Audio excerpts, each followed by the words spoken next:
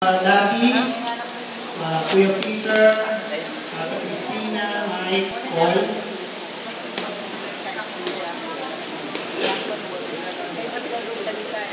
And ako, Pamangkin.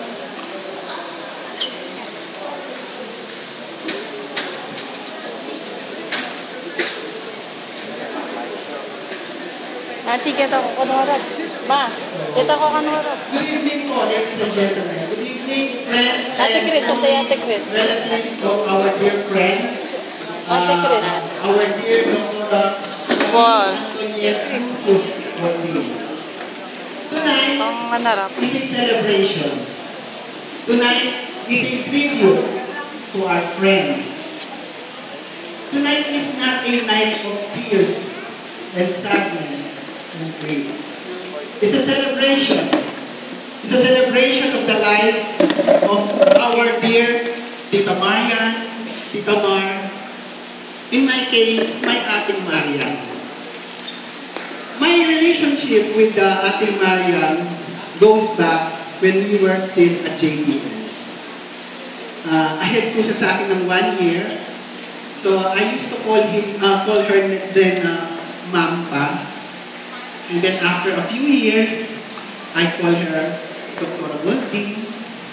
Then after a few years, I called her Dr. Marian. And then after a few years, I called her Tita Marian. And now I just call her Ate Marian. So my relationship with Dr. Golding has turned from professional to a very intimate and personal relationship. I'm sure all of us has a very special, fun memories with Dr. Golding. So, Dr. Golding has maraming tayong masasabi sa kanya. No?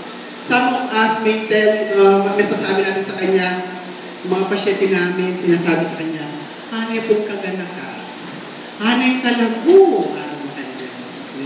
Sasabihan na po, kawangis niya po kanong, yung kawangis na kano? Bingo isaga.